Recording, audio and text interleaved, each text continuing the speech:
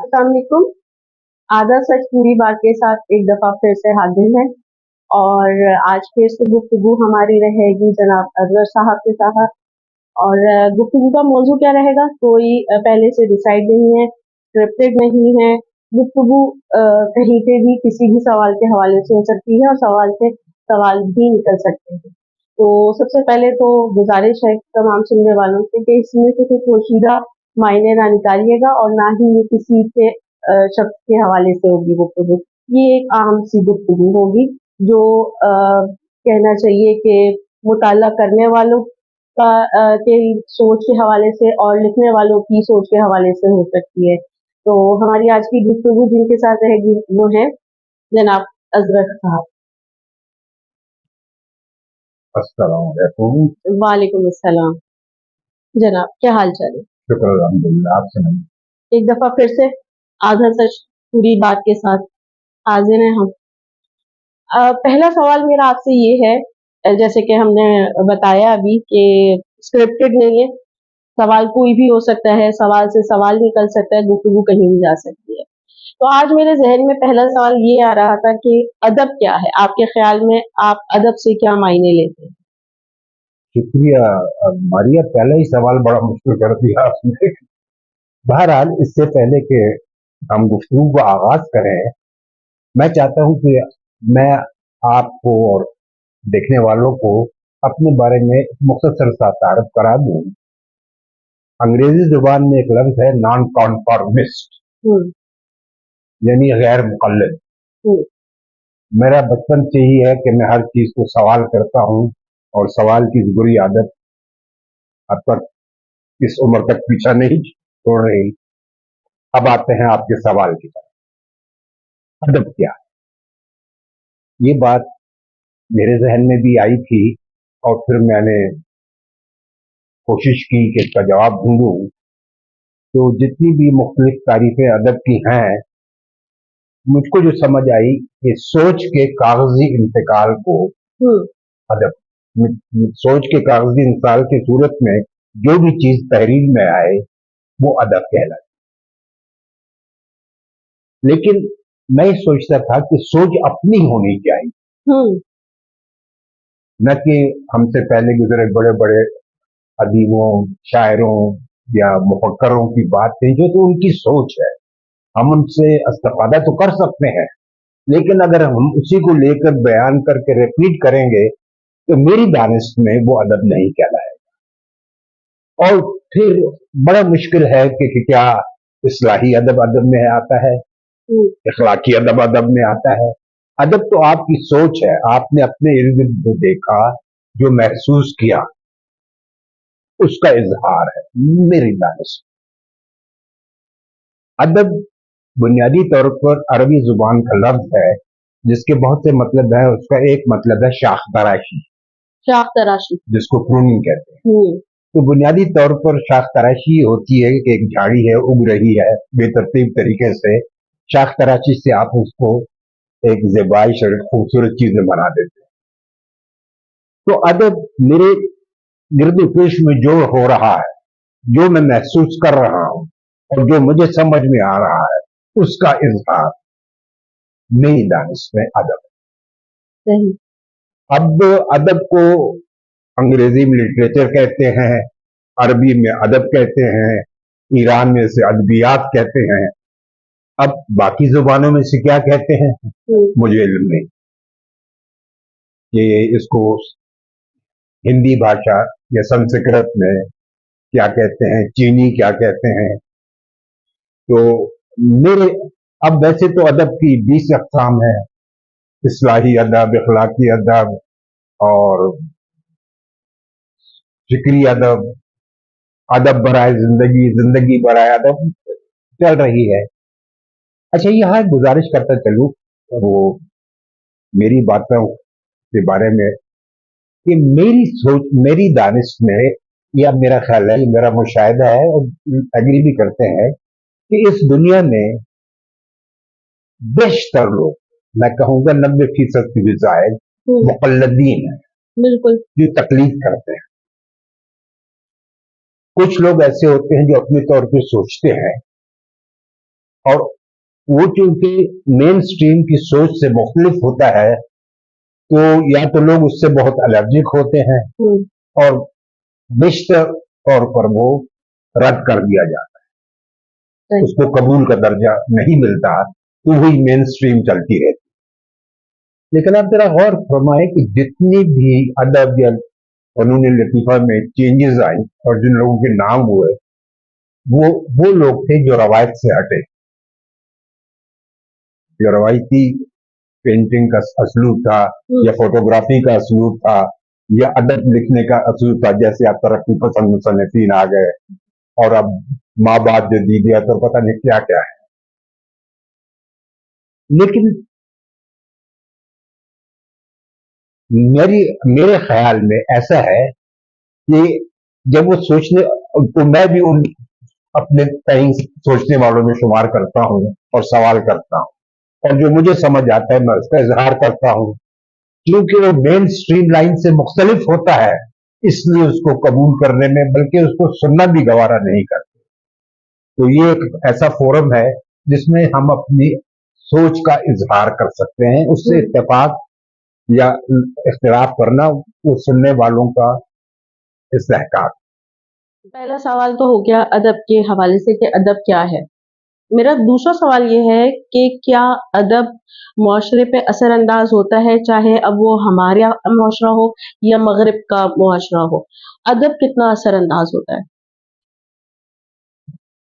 ماریا، میرے خیال میں یا میری دانش میں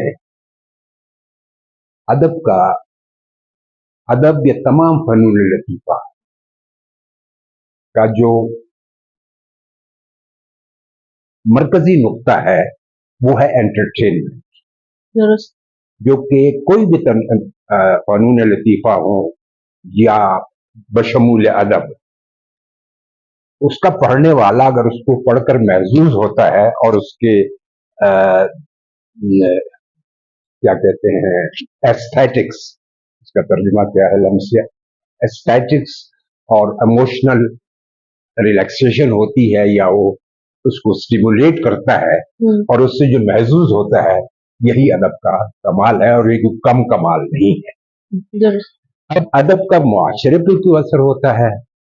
میرے خیال میں ایسا کچھ نہیں ہوتا، حالانکہ دعویٰ تو بہت کیا جاتا ہے کہ ادب معاشروں کو بدل دیتا ہے۔ انسانی تاریخ میں مجھے تو کوئی ایسی مثال نہیں ملتی کہ تو وہ جو کہا جاتا ہے کہ جی اقبال کی شاعری نے نوجوانوں میں روح پھونک دی تھی، اور جو ایک آزادی کے ٹائم میں بڑا اس کے حوالے سے بات کی جاتی ہے۔ اگر آپ آزادی کی بات کر رہے ہیں یا اقبال، اس سے پہلے مسدس حالی بھی لکھی گئی، شاہ نامہ اسلام بھی لکھا گیا، اس کے بعد اقبال تشریف لائے، لیکن کیا پاکستان کے بننے کے بعد اگر یہ مان بھی لیا جائے کہ جوانوں میں بلبلہ پیدا ہوا، یہ ہوا، تو آج ہم جس زوال پہ کھڑے ہیں بحیثیت قوم، بحیثیت معاشرہ، تو مجھے تو کوئی اثر نظر نہیں آتا۔ اگر اثر ہوا ہوتا تو اس میں اس کا عکس تو آتا یا ریفلیکٹ تو کرتا، یہ میرا خیال ہے، آپ اس سے اختلاف کر سکتے ہیں۔ لیکن معاشرہ ادب کو بے حد متاثر کرتا ہے۔ میرا تو خیال ہے کہ جو ادیب ہوتے ہیں یا شاعر ہوتے ہیں وہ کسی بھی معاشرے کا جو ہے وہ میگنیفائنگ گلاس ہوتا ہے، جو معاشرے کا رنگ ہوگا وہی ادیب وہی، ہاں بالکل وہی اپنا، اس لیے معاشرہ تو ادب پر 100% اثر انداز ہوتا ہے، لیکن ادب نہیں ہوتا، ادب نہیں ہوتا، یہ میرا خیال ہے، اس سے اختلاف، کیونکہ ادب سب تک پہنچ میں بھی نہیں ہے۔ وہ تو اب چھوڑیے نا کہ آپ کی جو لٹریسی ریٹ ہے، لٹریسی کا ریٹ کا مطلب ہے کہ آپ اپنے دستخط کر سکتے ہیں۔ اب پڑھنے والوں کی تعداد اور اس میں انگریزی ادب کتنا پڑھا جاتا ہے، اردو ادب کتنا پڑھا جاتا ہے، اس میں ڈائجسٹ کتنا پڑھا جاتا ہے، جس کو کوئی ادیب ادب مانتے ہی نہیں ہمارے یہاں۔ ویسٹ میں ادب بہت پڑھا جاتا ہے، لیکن وہاں سب سے زیادہ پڑھے جانے والا ادب پاپولر، جس کو وہ پاپولر کہتے ہیں، پاپولر فکشن، ہمارے یہاں جو ڈائجسٹ رائٹنگ ہے، ہمارے ہاں جو ڈائجسٹ ہے، وہاں اس کو نہ حقارت کی نظر سے دیکھا جاتا ہے، ہمارے یہاں تو اس ادب میں شمار ہی نہیں شمار ہی نہیں کیا جاتا۔ تو मैं इस बात से जब माशरे की पहुंच से ही कोई चीज दूर है, इसके मुकाबले में मैं ये समझता हूं कि तहरीर से ज्यादा मौसर है कम से कम हमारी सोसाइटी। इसका मैं आपको अमली बताता हूँ। वो एक मौलवी साहब थे, क्या नाम था वो, जो डिसेबल्ड भी थे, रिजवी अल्लामा रिजवी। उनकी तकरीरें बिलो बेल्ट हुआ करती थी, लेकिन उनको मानने वाले उससे आप इनकारी नहीं हो सकते। अल्लामा ताहिरुल कादरी, और यहाँ कराची में साहब से जिनका इंतकाल हो गया, आमिर लियाकत, डॉक्टर इसरार, इन लोगों की बात जो है वो ज्यादा असर रखती है। तो मैं समझता हूं कि तहरीर से ज्यादा मासूस को अपील करती है। आपको तो याद नहीं होगा, अताउल्लाह शाह बुखारी हुआ करते थे, जब वो तकरीर करते थे तो मेरे वालिद बताते हैं कि मजमा खामोशी तारी हो जाती। तो तकरीर तो असर करती है मासूस पर, लेकिन मेरा ख्याल है तहरीर, और अगर कोई तहरीर असर भी करती है तो वो डाइजेस्ट की तहरीर है। रेस्टोरेंट के आग का दरिया जो हमारे यहाँ क्लासिक है और अच्छी, मैं उससे कोई मुझे इख्तलाफ नहीं, लेकिन वो कितने लोगों ने पढ़ा है, और जितने लोगों ने पढ़ा है उनमें किनको समझ आया, कितनों को समझ आया है। बेशतर अजीबों को तो मैं खुद जानती हूँ कि जिन्होंने वैसे ही एक आध दफा फेसबुक पे सवाल पूछा कि कोई किताब सजेस्ट कीजिए पढ़ने के लिए, लेकिन वो अदब आलिया से ना हो, मतलब वो खुद भी अदब आलिया पढ़ना नहीं चाहते, और आग का दरिया उसी में उसका शुमार होता है। मैं आपको बड़ी एक इंटरेस्टिंग चीज बताऊं, कारी और राइटर का रिश्ता। कारी हर वो उस चीज को पसंद करेगा जिससे वो उसको रिलेट कर सके, पता नहीं रिलेट की उर्दू क्या है, जिससे वो अपने आप को जोड़ सके। वो आपके लिए मुख्तलिफ हो सकता है, आपके लिए मुख्तलिफ हो सकता है। जो अदब आलिया के तरफदार हैं बिल्कुल सही है, लेकिन उनकी तादाद न होने के बराबर कम है, ये मेरा ख्याल है। अभी आपने जो गुफ्तगू की उसमें दो तीन चीजें निकल के सामने आई। पहला तो सवाल ये आपने बताया कि माशरों के जवाल का फिर सबब नहीं होता अगर जैसे इकबाल की शायरी ने असर किया होता। तो एक सवाल तो ये भी पैदा हो सकता है कि माशरों के जवाल के असबाब क्या हो सकते हैं। दूसरा सवाल ये है, मैं एक साथ ही कर ले रही हूँ, आप अपनी सहूलत से जवाब दीजिएगा। दूसरा ये था कि मगरिब में पॉपुलर फिक्शन ज्यादा पढ़ा जाता है और उसे वहां पसंद भी करते हैं, और इसके बरक्स हमारे यहाँ उसको अदब में शुमार ही नहीं किया जाता है, जबकि पढ़ा भी हमारे पास ज्यादा पॉपुलर फिक्शन ही जाता है बनिस्बत आपके अदब के। देखा जाए तो अदब आलिया कहिए या वैसे भी अदब कहिए, पॉपुलर फिक्शन डाइजेस्ट के रीडर्स ज्यादा हैं। उसमें उमैर अहमद, निम्रा अहमद, इस तरह के नाम आपके सामने हैं, और इनकी जो नॉवेल्स और किताबें हैं वो आपके सामने है कि वो कारीन कितनी ज़ौक़ और शौक से पढ़ते हैं और एक दूसरे को देते भी हैं। तो पहला सवाल तो यही हो गया कि ज़वाल के असबाब क्या हैं, चूंकि गुफ्तगू में आ गया था ये एक सवाल, तो हम ये पूछ रहे थे। और दूसरी बात ये है कि क्या किसी के मानने या ना मानने से पॉपुलर फिक्शन अदब में शुमार होगा या नहीं होगा? आपके सवाल के जवाब में तो मैं यही कह सकता हूं कि अगर पॉपुलर फिक्शन है ही नहीं अदब, तो वो पढ़ा क्यों जाता है? सही।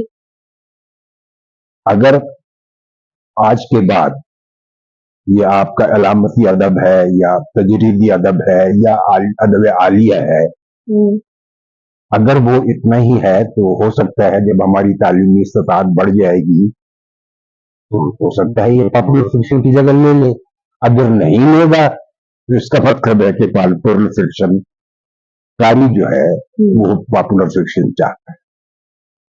अच्छा, अब मैं होता है कि मंटो, अहमद अब्बास, गुलाम अब्बास, अहमद अब्बास से गुलाम, जिनका ओवरकोट नावल था, बयानिया, जो हर आदमी के समझ में आता है लेकिन असल अंदाज।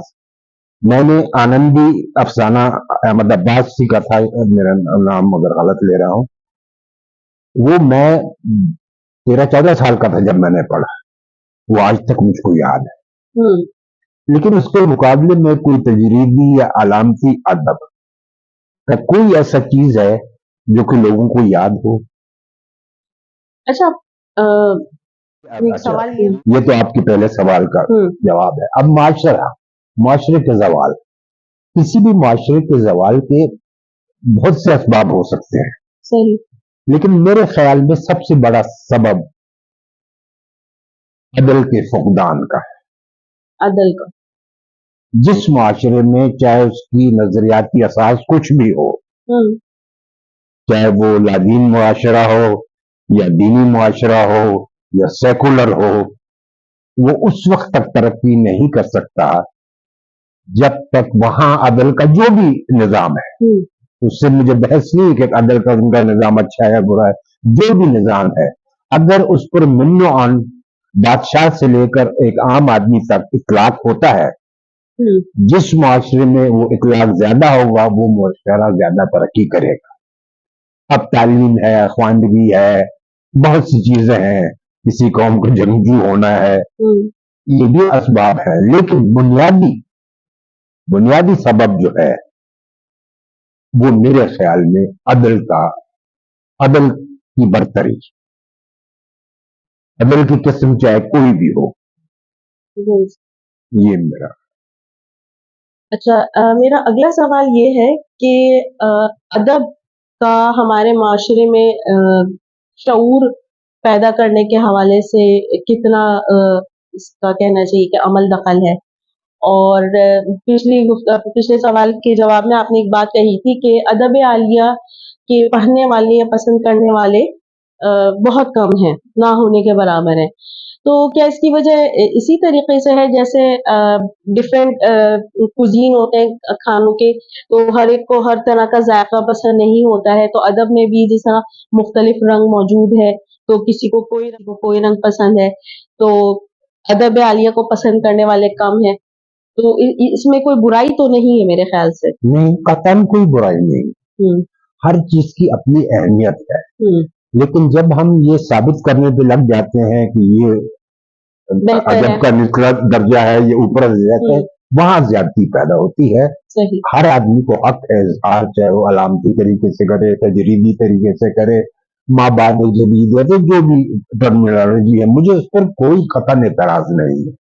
اچھا یہ جو اس میں ہم کلاسیفیکیشن کر دیتے ہیں، درجہ بندی کرتے ہیں ادب کی کہ ادب عالیہ سب سے اوپر ہے اور پاپولر فکشن کہیں بہت نیچے ہے، کیا اس کی وجہ جو ہے وہ بالکل اسی طرح ہے جیسے ہمارے معاشرے میں ایلیٹ کلاس ہوتی ہے اور مڈل کلاس ہوتی ہے، لوور مڈل کلاس ہوتی ہے، جو تعداد میں زیادہ ہیں وہ معیار میں نیچے ہیں، جو تعداد میں کم ہے وہ معیار میں اوپر ہے، کیا یہ وجہ ہے؟ بالکل میں یہی سمجھتا ہوں۔ میں کہیں پڑھ رہا تھا کہ یہ سب چیزیں ہماری غلامانہ ذہنیت کی عکاسی کرتے ہیں۔ انگریز نے ہمیں خاص دیا۔ یہ جو مثال کے طور پر ادب عالیہ کی مثال ایگزیکٹ کلاسیکل موسیقی والی ہے، ٹھیک ہے، یا تجریدی پرنٹنگ کی ہے۔ درست اگر کوئی چیز، اس کے بھی کلاسیکل ادب کا یہ مسئلہ ہے، لیکن کلاسیکل راگ جو ہے وہ بنیاد ہے موسیقی کی، جبکہ میرے خیال میں کلاسک ادب کے ساتھ وہ نہیں ہے، وہ اپنا ایک طرز ہے، لیکن جو راگ ہے یا جو کلاسیکل موسیقی ہے وہ تو ماں ہے موسیقی کی، چاہے اس کی کوئی پاپولر جیسے گیت ہے، نظم ہے، کہہ سکتے ہیں، ہاں وہ اس کے بغیر آپ آگے آگے لیکن ادب میں اس طرح کا کوئی معاملہ نہیں ہے، آپ کہیں سے بھی اپنا سفر شروع کر سکتے ہیں، کہیں سے بھی اپنا سفر شروع کر سکتے ہیں کسی بھی رنگ سے۔ اچھا شعور کے حوالے سے جو میں نے پوچھا کہ ادب معاشرے پہ کتنا اثر کرتا ہے شعور کے لیے، یا باشعور معاشرے کا ادب مختلف ہوتا ہے، یہ دونوں مطلب دونوں طریقے ہو سکتے ہیں سوال کے۔ آپ دیکھیے ہر معاشرہ، اب کون سا معاشرہ شعور کے لحاظ سے زیادہ ہے یہ فیصلہ بھی کرنا مشکل ہے۔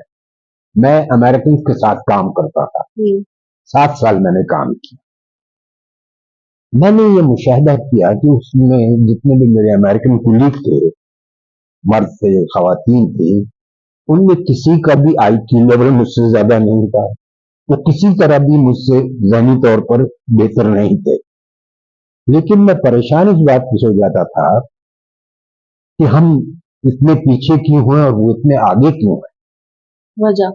जबकि ज़हनी तौर पर वो कहीं से भी हमसे, जरूरी कि उनमें बहुत लायक फायक लोग हैं, इसी तरह हमारे यहाँ भी लोग, बड़े लोगों के, बड़े दिमागों की कोई कमी नहीं है, लेकिन हम बहसीत कौम बहुत निचले दर्जे पर हैं और वो दुनिया को रूल कर रहे हैं।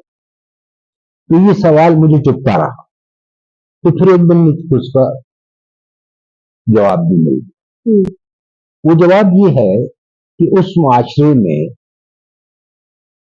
सिस्टम की बहुत अहमियत है, शख्स की कोई अहमियत। लोग आते हैं जाते हैं, सिस्टम कायम रहता है। मार्गरेट थैचर जो कि आयरन लेडी कहलाती थी, 12 साल उसने हुकूमत की। उसके बाद एक आम आदमी आके वजीर आजम बना, कोई फर्क नहीं पड़ा, वो मुल्क उसी तरह तरक्की करता रहा। हमारा अलमिया पाकिस्तान, इंडिया, श्रीलंका सबका ये है कि हम पर्सनैलिटी कल्ट में मुब्तला हो जाते हैं। क्या इसकी वजह वो गुलामाना जहनियत, कोई बादशाहाना जहनियत। अंग्रेजों ने हम पे हुक्मरानी की, लेकिन एक मुख्तलिफ तरीके से, वो शाहाना तरीके से नहीं की, बड़े डिप्लोमेटिक और बड़े, वो ऐसा किया कि हमारे अजान भी गुलाम हो गए। हम जिस्मानी तौर पर तो आजाद हो गए, लेकिन जहनी तौर पर वो हमें मफलूज कर गए, और हमारी तरफ से कोई कोशिश नहीं की गई, बल्कि हमने उसी सिस्टम को और परवान चढ़ाया। मैं तो यहां तक जाता हूं कि पहले हम गुलाम थे, अब हम गुलामों के गुलाम। दुरुस्त। तो ये मेरा ख्याल है कि अब शऊर, अब देखिए ये भी दर्जा बंदी है कि फलाना मुआशरा जो है उसमें शऊर ज्यादा, इसका जज कौन है?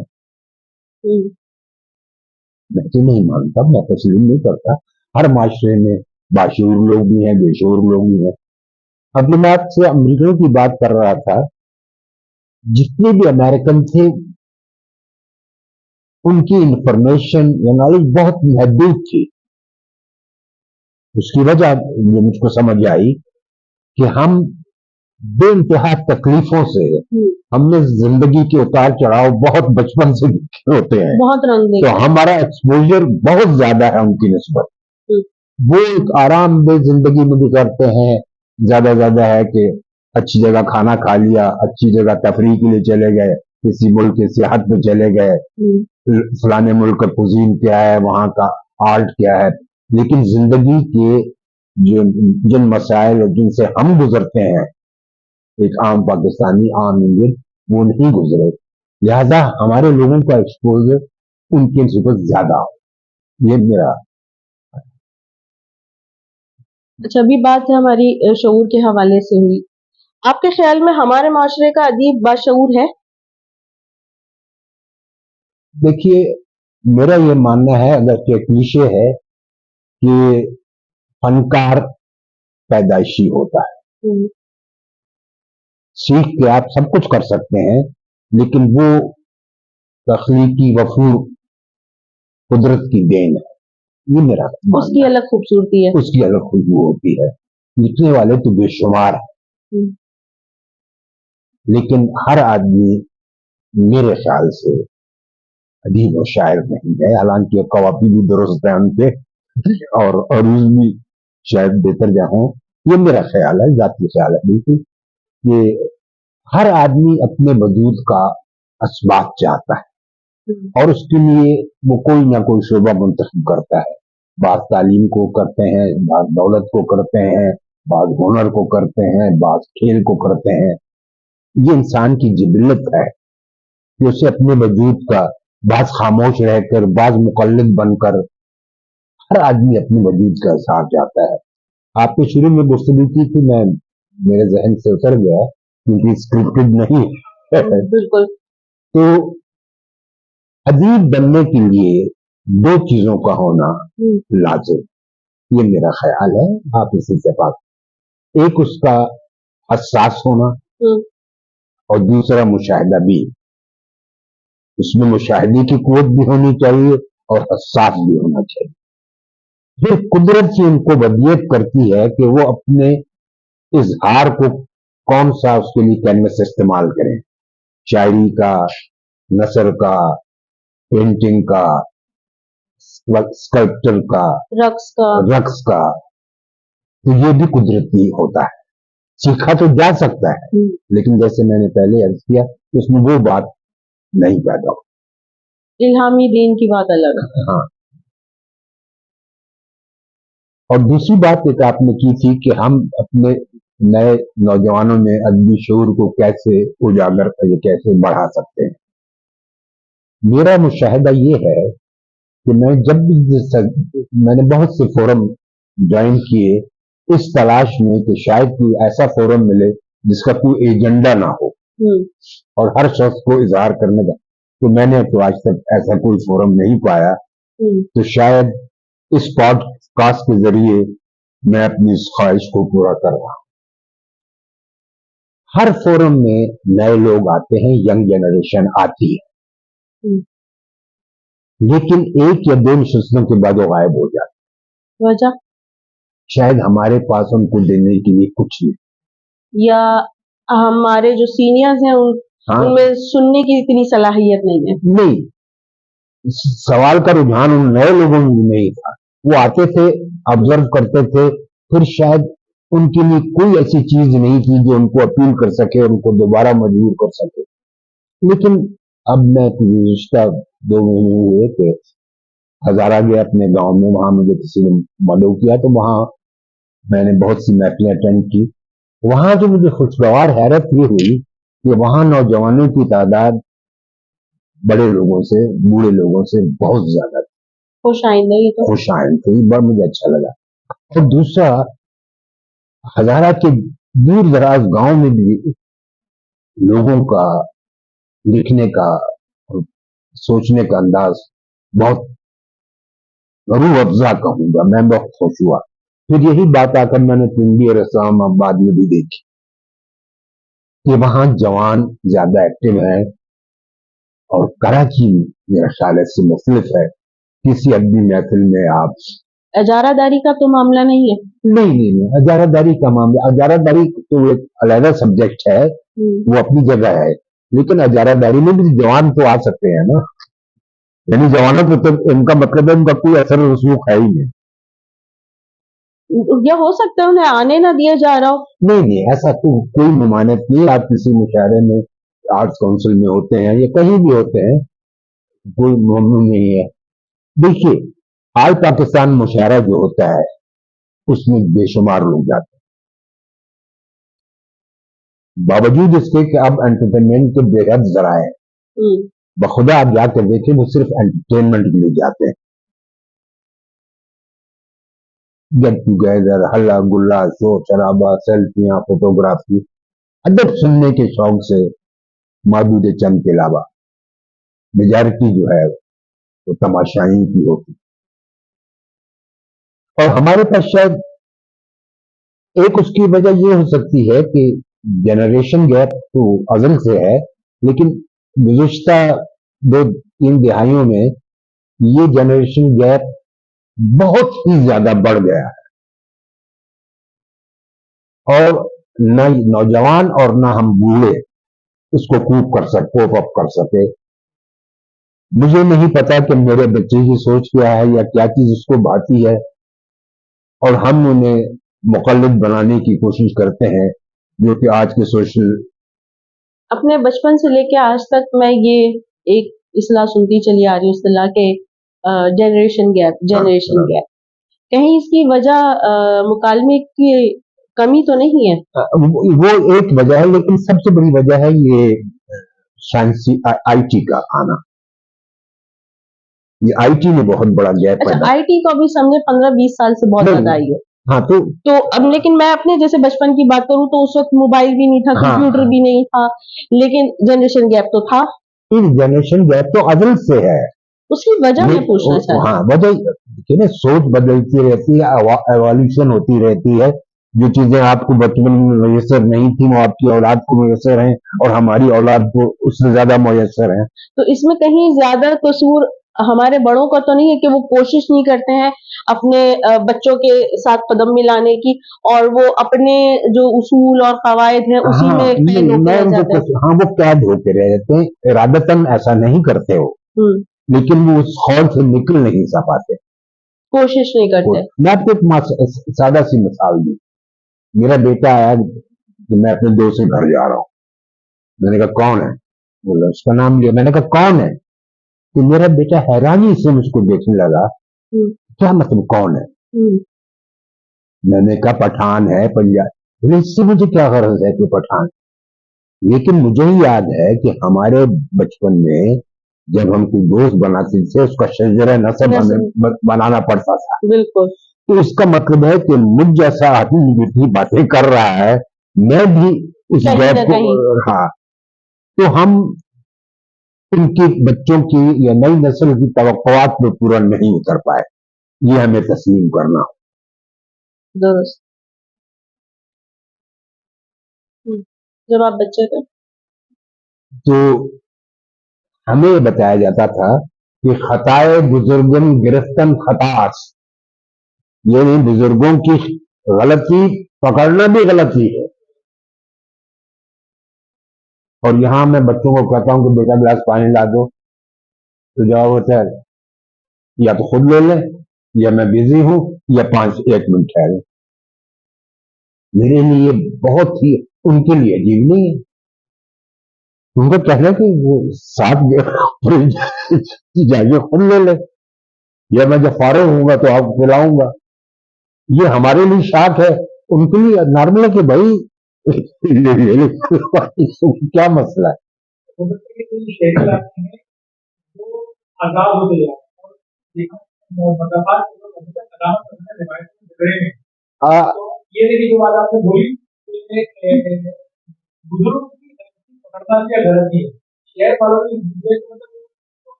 ہاں اس حد تک آپ کی بات بالکل بجا ہے، لیکن جہاں تک گیجٹ کا یوز ہے یہ ٹک ٹاک کا یوز ہے اس میں کوئی روایت نہیں ہے. دے آر ویری مضافاتی وہاں پہ زیادہ استعمال ہو. اچھا ہمارے معاشرے میں جیسے اچھا ادب فنون لطیفہ کی بہت ساری برانچز ہیں، شاخیں ہیں. پینٹنگ ہے، رقص ہے، موسیقی ہے، بت تراشی ہے، لکھنا ہے.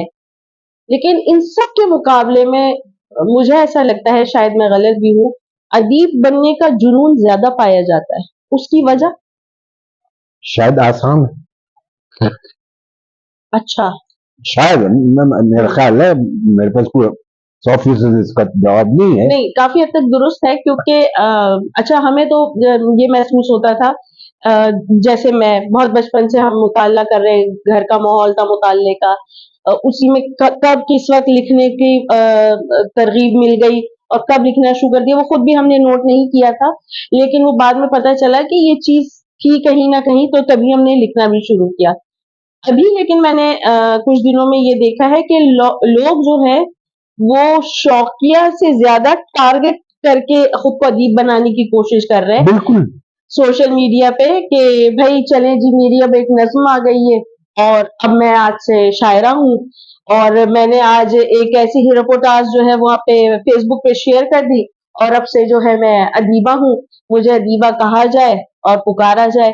مطلب یہ جنون مجھے ایسا محسوس ہو رہا ہے. میں نے پہلے آپ سے وجود کا اثبات، اچھا اس میں ان تمام لوگوں میں کہیں پہ بھی مطالعہ نہیں پایا جاتا ہے. مطلب میں گواہ ہوں ایسے لوگوں کی کہ انہیں نہیں پتا تھا منٹو کون ہے، یا منٹو کی کا افسانہ کالی شلوار وہ کیا ہے، اس کے اندر کیا ہے، انہیں نہیں معلوم تھا. اور وہ خود کو ادیب کہہ رہے ہیں. ان کے سامنے آپ کسی بھی بڑے رائٹر کا نام لے لیجیے، انہیں نہیں پتا ہے کیونکہ ان کا پڑھنے لکھنے سے کوئی تعلق نہیں ہے. بالکل آپ نے بات صحیح کی، لیکن یہ تمام شعبوں میں کم و بیش چل رہا ہے. بنیاد اس کی وہی ہے کہ اپنی موجودگی کا احساس دلانا، اور وہی کہ یہ بہت آسان طریقہ ہے. بہت سب آسان طریقہ. آپ کچھ بھی لکھ دیجئے ادب کے نام پہ، آپ کی تعریف کرنے والے بے شمار ہیں، آپ کا इकोनॉमिक स्टेटस, अगर फाइनेंशियल स्टेटस अच्छा है, वो तो फिर आप आपके लिए बहुत आसान हो जाता हाँ, है। रातों रात आप अदीब और शायरा बन सकते हैं, शायर बन हाँ, सकते हैं। जैसे आप लोग यहाँ टर्म है और बड़ी उसकी मुखालफत की है कि मुतशायर और क्या, शायर और मुतशायर। जी। मेरा मसला ये है कि भाई आप किसने लिखा है इसको छोड़ें, क्या लिखा है। अब मैं आपसे कर्ज करूं, अगर मैं पॉडकास्ट पे कहता कि मैं हार्वर्ड का पढ़ा हुआ हूँ, मैंने मीर को बड़ा मुताला किया, मैंने गालिब का बड़ा मुताला किया है और ये है मेरे पास फलाना अवार्ड है, तो मेजॉरिटी ऑफ जो सुनने वाले हैं वो मुझसे ज्यादा मुतासर होंगे, मेरी बातों का ज्यादा असर रहेंगे। लेकिन अगर मैं ये कहूं कि मैं नहीं पढ़ा लिखा, मैं एक आम आदमी हूं, तो या तो स्विच ऑफ कर देंगे, तो यार इसके बरखिलाफ भी कि आप अगर कोई शऊरी बात कर रहे हैं, कोई मंतकी बात कर रहे हैं, लेकिन आपने अपना ये वाले हवाला जात नहीं दिए हैं, तब भी आपकी बात को अहमियत नहीं दी जाएगी जब तक आप अपना तारुफ जोरों शोर से ना करवाएं, जिससे पब्लिक रिलेशन कहते हैं। बिल्कुल। अच्छा, अब बात थी शोहरत की या कामयाबी की, तो मेरा ये मानना है कि सब इत्तेफाकात का खेल है। वक्त मैं के गर्दिश में जो जो आ गया, मुनासिब वक्त पे आ गया। अब मैं बात कहूंगा, शायद मेरे सुनने वालों को बोल गए कि अगर पाकिस्तान न बनता तो अल्लामा इकबाल को वो शोहरत है, वो रिफत ना मिलती जो कि पाकिस्तान बनने के बाद मिली।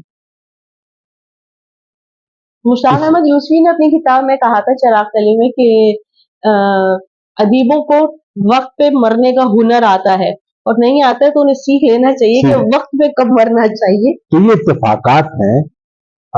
अब मैं कतई मानने को तैयार नहीं कि गालिब और मीर के अलावा बड़े शायर नहीं। आप हैरान होंगी कि जितने शेर या उनके मतले या उनका एक मिसरा ज़रबुल मिसाल बना है, आप जानती हैं कौन सा शायर है? बताइए। अमीर मीनाई। गालिब और सबसे ज्यादा उनके मुकाबले में उनके, लेकिन अमीर मीनाई को वो मुकाम नहीं नसीब हुआ। वैसे कॉमन सेंस तो यही ना कि जिसकी बातें ज्यादा मकबूल हो। अब इत्तेफाक देखें, एक शेर है कि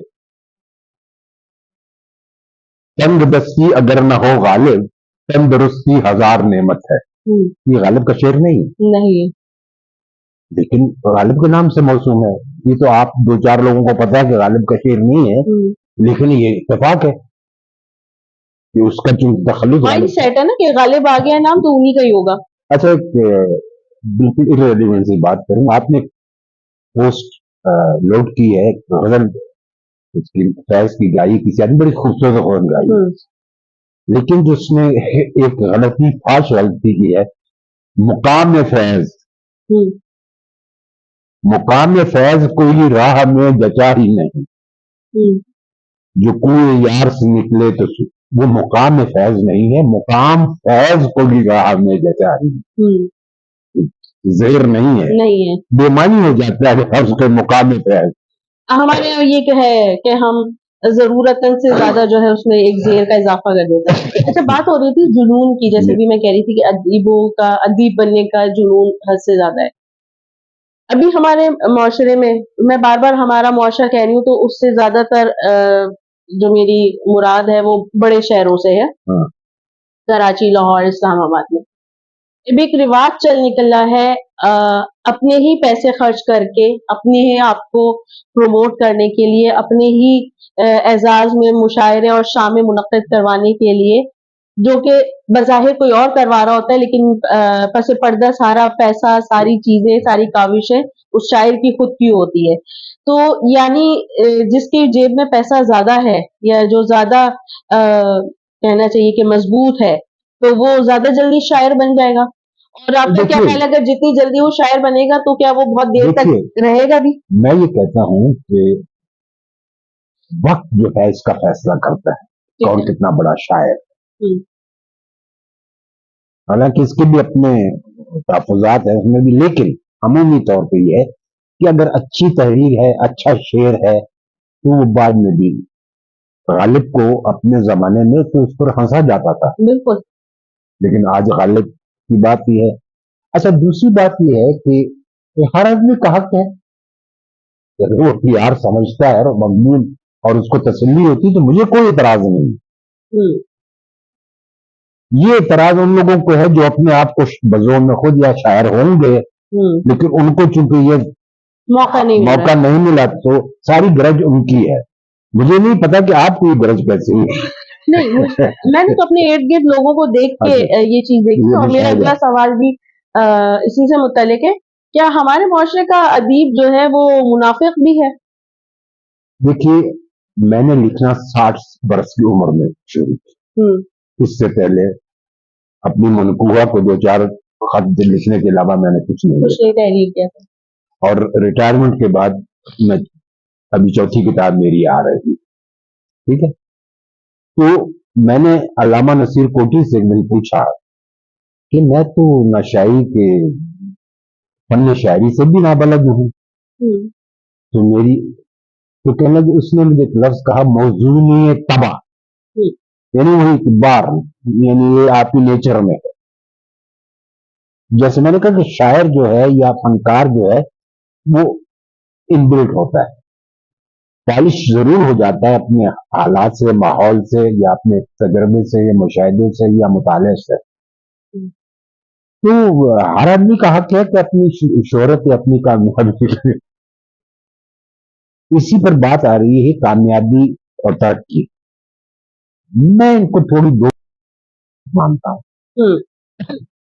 मैं तरक्की को कहता हूं कि आपकी तरक्की वो है जो लोग महसूस करें, और आपकी कामयाबी वो है जो आप महसूस करें, आप महजूज हो जिससे। आप महसूस भी करें कि ओ गुड, यू आर हैप्पी। अब जैसे बिल गेट्स है, दुनिया की नजर में उससे बड़ा तरक्की किसने की है,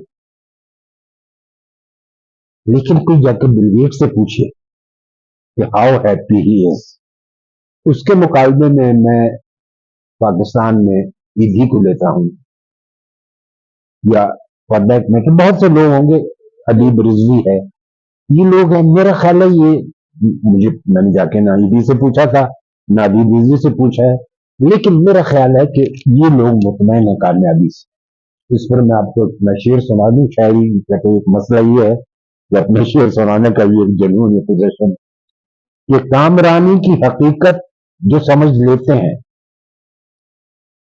कामरानी की हकीकत जो समझ लेते हैं, आके मिल जाते हैं वो असगरे नाकाम के साथ।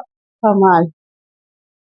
अच्छा, मेरा अगला सवाल आपसे ये है कि इख्तिलाफ की वजूहात क्या हो सकती है? यानी कन्फ्लिक्ट। जी। मेरी नाक़िस राय में, जब आप अपनी सोच को दूसरे पर मुसल्लत करें,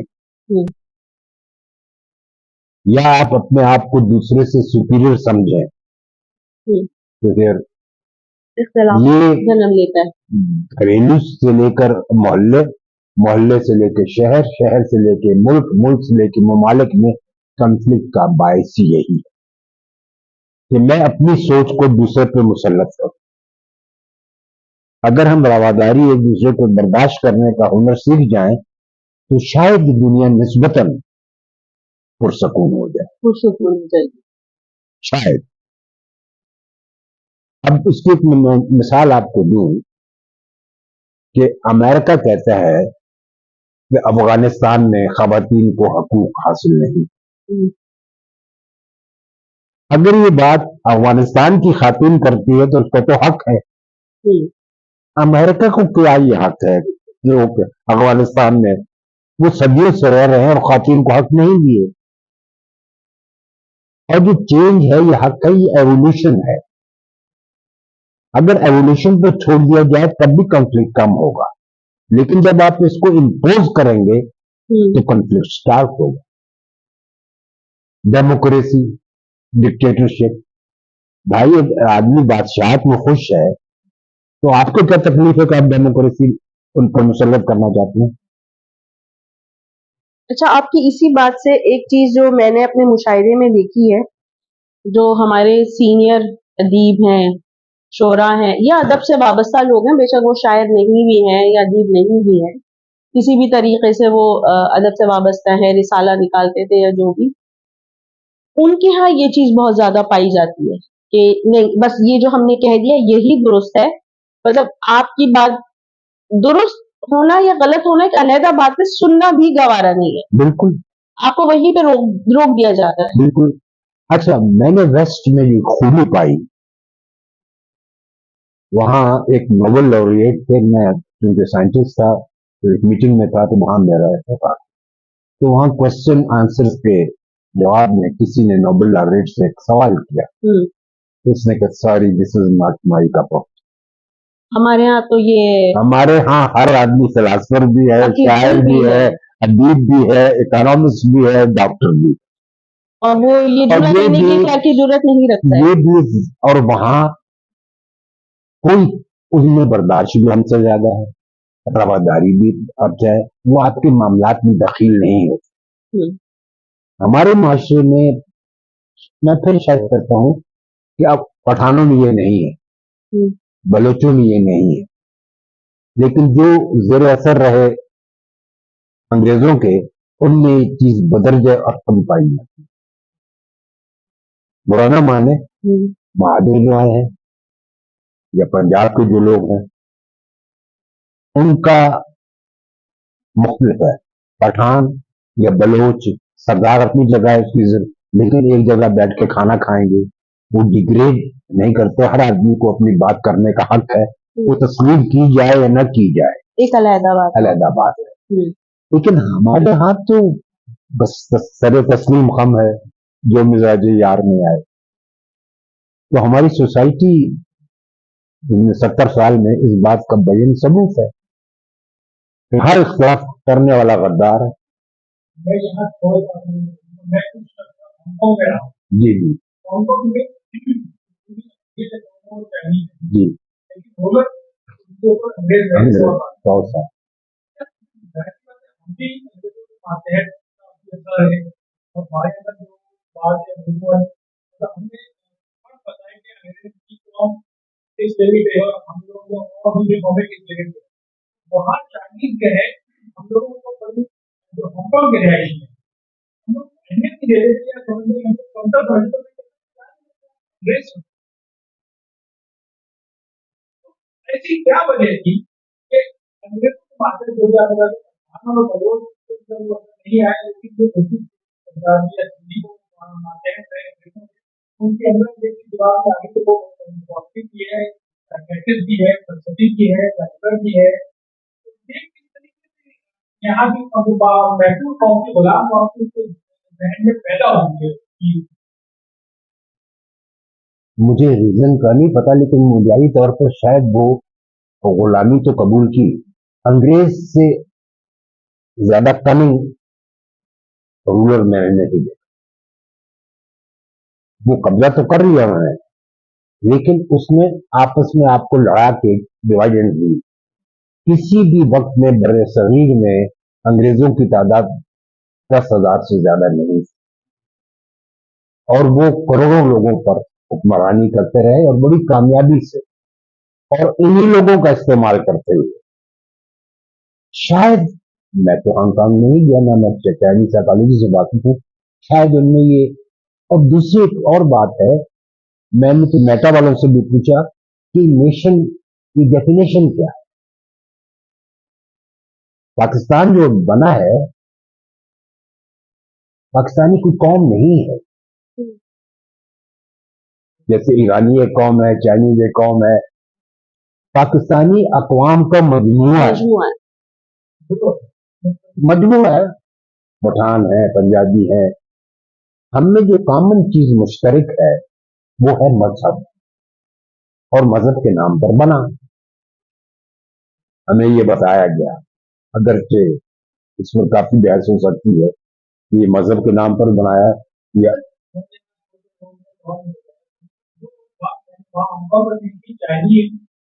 एक्सेप्ट किया कि अंग्रेज उनसे बेहतर है, तो उनको कॉम्पिटिशन करते थे। हमारे यहाँ भी एक्सेप्ट कर लिया कि हमसे बेहतर है अंग्रेज, तो हम भी अपने आप को अंग्रेजों की तरह का शो ऑफ कर देते हैं। बिल्कुल बेहतर है, बिल्कुल। ये पठानों ने और बलोचों ने एक्सेप्ट किया कि यार हम किसी से कम नहीं है। बिल्कुल।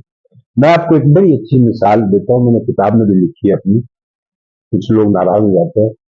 हम एमएससी के स्टूडेंट थे और निजाम में पढ़ते थे, तो वहाँ एक दोपहर को हम पढ़ने के लिए मारवाड़ी की कैंटीन की चाय में खाना वाना मिलता था। मजदूर भी होते थे, ज्यादा मेजॉरिटी मजदूरों की, लेकिन चूंकि उस पास रेडियो था तो हम लोग गाने भी सुनना चाहते थे, वहां पढ़ते भी थे। तो मुझ में बुरी आदत है ये जो दूसरों की बातें सुनना, अनसुईया कहते हैं, क्या कहते हैं। तो मेरे साथ की टेबल पर वहां कॉलोनी में रंग हो रहा था, तो रंग वालों की टीम बैठी थी जो कि मोस्टली उर्दू स्पीकिंग थे। तो वो बातें कर रहे थे, मेरे कान लगे हुए थे। तो एक ने कहा कि सुना भाई, बच्चे कैसे तेरे? मैं कहा अल्लाह का फजल। बोले ललबा क्या कर रहे हैं? बोले उसे एयर कंडीशन का काम सिखा दिया। और दूसरा मुन्ना, बोले उसे दर्जी यहाँ बिठा दिया। वाह वाह। और वो तीसरा जो है, अरे उसकी मत पूछ, साला जाहिल मुतलिक, पठानों से भी दो हाथ पर है।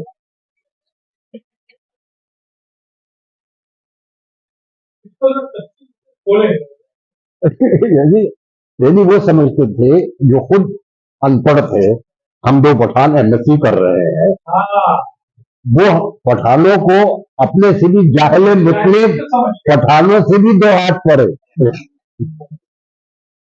तो ये हुक्मरानी या बेहतरी का एहसास दिया गया था ना उनको। सवालात तो बहुत सारे हैं, बातें बहुत सारी हैं, सच बहुत सारे हैं, लेकिन आधी बात ही रह जाती है हमेशा की तरह। आज भी तशनगी बाकी रह गई है। बस एक आखिरी सवाल करना चाहूंगी, आपकी सेहत का राज क्या है? जो आपकी उम्र है, हमारे सुनने वालों को अगर चाहे उम्र बता दे। वैसे गए जमानों में कहते थे कि मर्द से उसकी कमाई और औरत से उसकी उम्र नहीं पूछनी चाहिए, बुरा मायूब समझा जाता है। लेकिन आज के दौर में मेरे ख्याल से ये दोनों बातें दोनों से ही नहीं पूछनी चाहिए, लेकिन फिर भी जहां तक मेरी उम्र का ताल्लुक है, मैं 86 बरस का हूं। माशाल्लाह। और लेकिन फिजिकल तौर पर तो वो सबका तो वो ताकत नहीं रही, लेकिन जहनी तौर पर मैं अभी भी जवान हूं। अब आपने पूछा कि मेरी सेहत का राज, तो मैं अर्ज करता चलूं कि मेरा ये मानना है, मेरे पास कोई इसका सबूत नहीं है, लेकिन ये मेरा मुशाहिदा है कि हर इंसान मुख्तलिफ होता है। मैं ना डॉक्टर हूं, ना मेरा कोई इल्म है डॉक्टरी का, लेकिन मैं जो डॉक्टरों की बताई हुई चीजें उसी पर यकीन नहीं रखता। मैं समझता हूं कि इंसान जितना अपनी बॉडी को जानता है, कोई डॉक्टर नहीं जानता। हाइजीन इतना जोर दिया जाता है, मैंने जितनी अनहाइजीनिक लाइफ गुजारी है, आप तस्वुर भी नहीं कर सकते। बेवक्त सोना, बेवक्त खाना, दुनिया का हर ऐप, हर काम किया, यानी हाइजीन के असूलों की धज्जियां उड़ा दी और आज तक उड़ाता हूं। एक बात। दूसरी बात, मैंने खुद उसको एनालाइज किया कि मेरी सेहत का, मेरी उम्र के जो मेरे दोस्त थे सब जा चुके, अब मैं अकेले ही रह गया। मैं समझता हूं कि इंसानी जहन का बीमारी से बड़ा गहरा ताल्लुक। अगर आपका जहन बीमारी के ताबे हो गया तो आप गए। अगर बीमारी आपके ताबे रहती है, मिसाल के तौर पर 2003 में मुझे कहा कि आपको शुगर है, आज 2024 है। मैं उसने मुझे तजवीज किया डॉक्टर ने कि सुबह दोपहर शाम ग्लूकोफेज खाया करो 500 ग्राम। आज 2025 शुरू हो गया है, यानी हो गए 22 साल हो गए। मैंने सिवाय वो ग्लूकोफेज की डोज डबल हो गई है, 6 ग्लूकोफेज खाता हूं ना। मैं 3 महीने के टेस्ट कराता हूं, मिठाई दब के खाता हूं रात को, और मेरी शुगर कंट्रोल में। मैं जहन पे तारी नहीं करता कि मुझे तो एक तो जहन, लेकिन ये मेरा ख्याल है कि शायद इंसान डेवलप नहीं कर सकता, ये पैदाइशी। दूसरी बात, ये हसद आपकी जिस्मानी सेहत के लिए बहुत मुज़र। तीसरी बात कि शक करने से एतबार करना ज्यादा सेहत के लिए अच्छा। आसान भी। शक बहुत तकलीफ दह चीज है और ये आपकी सेहत पर मेरे ख्याल से बहुत असर करता है। सबसे इंपॉर्टेंट चीज जो है, जो आदमी को एंजाइटी और डिप्रेशन वगैरह में ले जाती है, वो है तवक्कुआत। जब आप किसी से तवक्कुआत रखते हैं और वो तवक्कुआत नहीं पूरी होती तो यू गो टू एंजाइटी। मैं समझता हूं ये भी इनबिल्ट है, पैदाइशी है, मेरा कोई कमाल नहीं कि मैं आज तक इस 86 साल तक किसी से कोई तवक्को नहीं है, चाहे वो मेरा वालिद हो, वालदा हो, बहन हो, भाई हो, औलाद हो, बीवी। लेकिन ये नहीं कि मैंने कुछ तल्ख जिंदगी गुजारी, लेकिन मैंने किसी से आज तक कोई तवक्को नहीं रखी। तो जब आप तवक्को नहीं रखते तो आप हर्ट नहीं होते। जब आप तवक्कुआत रखते हैं और वो पूरी नहीं होती तो बैठा आप दिमागी तौर पर जी क्या हुआ, मैंने उसके साथ ये किया, उसने कहा ये है। तो मैं समझता हूं कि अगर तवक्को ना रखी जाए किसी से, किसी की तरक्की या कामयाबी से हसद न की जाए, रश्क जरूर किया जाना चाहिए, इंस्पायर जरूर होना चाहिए, लेकिन हसद न करें। तो मेरे ख्याल 100 साल तक जिंदा रहता जिस्मानी उम्र चाहे कोई भी हो, ज़हनी उम्र आपकी जो है वो है। जहनी उम्र कायम रहेगी। कायम रहेगी। जिस्मानी उम्र भी अब about 86 साल है। मैं अब भी 3 किलोमीटर वॉक कर लेता हूँ, क्योंकि मोटी एक्सरसाइजें करता रहता हूँ। मुझे पता अच्छा, है कि जिस्मानी उम्र के लिहाज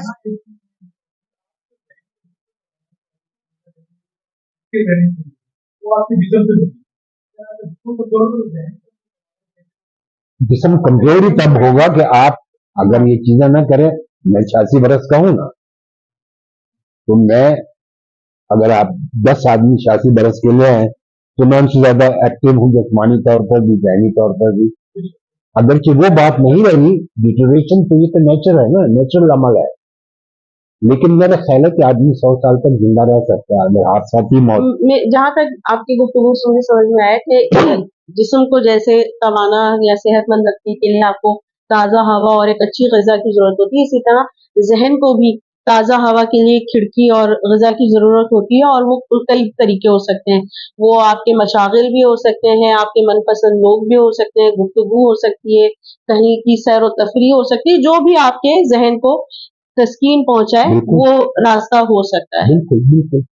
लेकिन अब अच्छा, एक और चीज जो बहुत सेहत के लिए क्या कहते हैं, हानि बेवक्त सोना, बेवक्त खाना, दुनिया का हर ऐप, हर काम किया, यानी हाइजीन के असूलों की धज्जियां उड़ा दी हुँ। और आज तक उड़ाता हूं।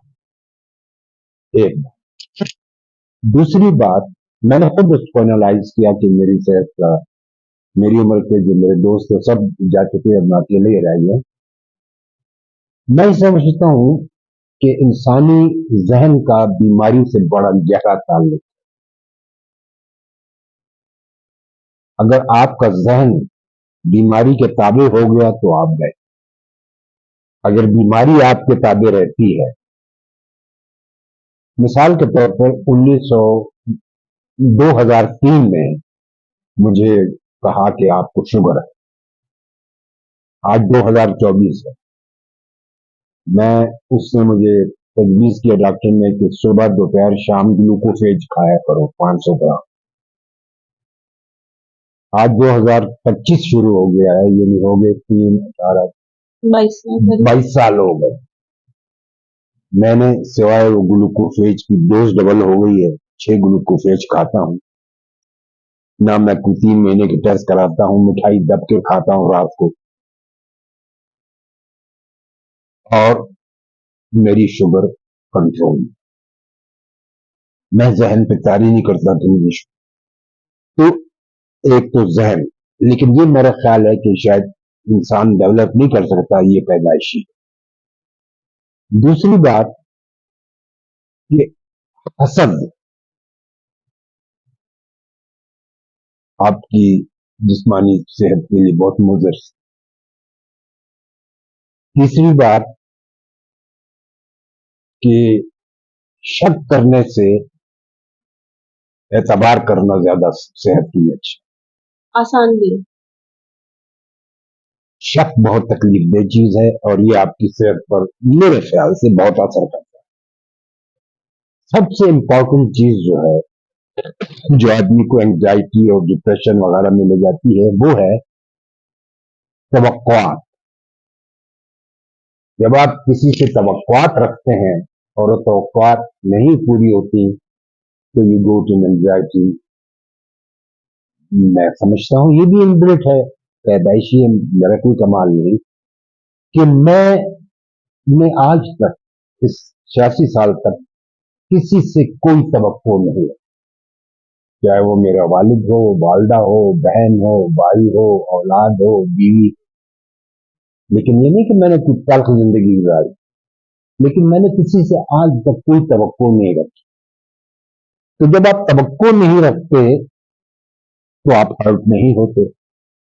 जब आप तवक्कुआत रखते हैं और वो पूरी नहीं होती तो बैठा आप दिमागी कहते जी क्या हुआ, मैंने उसके साथ ये किया, उसने कहा ये है। तो मैं समझता हूं कि अगर तवक्को ना रखी जाए किसी से, किसी की तरक्की या कामयाबी से हसद न की जाए, रश्क जरूर किया जाना चाहिए, इंस्पायर जरूर होना चाहिए, लेकिन हसद न करें। तो मेरे ख्याल 100 साल तक जिंदा रहता है। जिस्मानी उम्र चाहे कोई भी हो, जहनी उम्र आपकी जो है वो जहनी उम्र कायम रहेगी। कायम रहेगी। जिस्मानी उम्र भी अब about 86 साल है। मैं अब भी 3 किलोमीटर वॉक कर लेता हूँ, क्योंकि वो एक्सरसाइजें करता रहता हूँ। मुझे पता अच्छा, है जिस्मानी उम्र के लिहाज से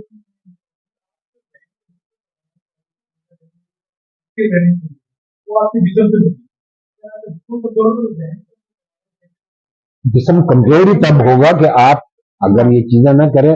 मैं 86 बरस का हूं ना, तो मैं अगर आप 10 आदमी 86 बरस के लिए हैं तो मैं उनसे ज्यादा एक्टिव हूँ, जिस्मानी तौर पर भी, ज़हनी तौर पर भी। अगरचे वो बात नहीं रही, डिटोरेशन तो ये तो नेचर है ना, नेचुरल अमल है। लेकिन मेरा ख्याल है कि आदमी 100 साल तक जिंदा रह सकता है अगर हादसा की मौत। जहाँ तक आपकी गुफ्तगू सुन समझ में आया कि जिस्म को जैसे तवाना या सेहतमंद रखने के लिए आपको ताज़ा हवा और एक अच्छी ग़िज़ा की ज़रूरत होती है, इसी तरह ज़हन को भी ताज़ा हवा के लिए खिड़की और ग़िज़ा की ज़रूरत होती है। और वो कई तरीके हो सकते हैं, वो आपके मशागिल भी हो सकते हैं, आपके मनपसंद लोग भी हो सकते हैं, गुफ्तगू हो सकती है, कहीं की सैर व तफरीह हो सकती है, जो भी आपके ज़हन को तस्कीन पहुंचाए वो रास्ता हो सकता है। बिल्कुल बिल्कुल। लेकिन अब अच्छा, एक और चीज जो बहुत सेहत के लिए क्या कहते हैं, हानिकारक। हानिकारक है, वो है वहम। वहम को अंग्रेजी में क्या कहते हैं? इस वक्त जहन में नहीं आ रहा। वहम। वहम बहुत इंसानी जरूरत। एक दिन मैं रात को लेटा था, से 2-4 साल पहले की बात, कि मुझे दर्द शुरू हुआ। दर्द बढ़ता गया तो मैंने कहा गया भाई, बहुत परेशान हो गया, फिर मैं मरने वाला। थोड़ी देर बाद मैंने सोचा कि बेवकूफ आदमी, अगर तू मर गया तो तेरे तो सारे मसले हल हो गए। मसला तो औलाद पर है, कब्र ढूंढो, मौलवी का निजाम करो। तो मैं सो गया। अगर मैं सुबह को पालता तो शायद मैं जिंदा ना होता। वाकई में हार्ट अटैक हाँ।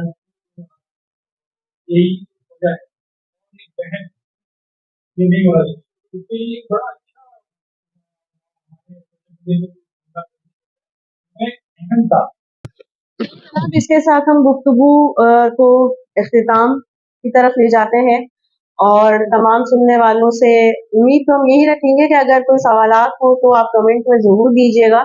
लेकिन हालात यही कहते हैं कि इस तरह के मौज़ूआत पे लोग सवाल नहीं करते हैं, अलबत्ता गुफ्तगू ज़्यादा करते हैं अपने अहबाब में। तो बहरहाल इसके साथ ही हम गुफ्तगू को इख्तिताम की तरफ करते हैं और इंशाल्लाह कोशिश करेंगे कि मजीद कुछ नए सवालों के साथ दोबारा हम हाजिर हों, आधा सच पूरी बात के साथ।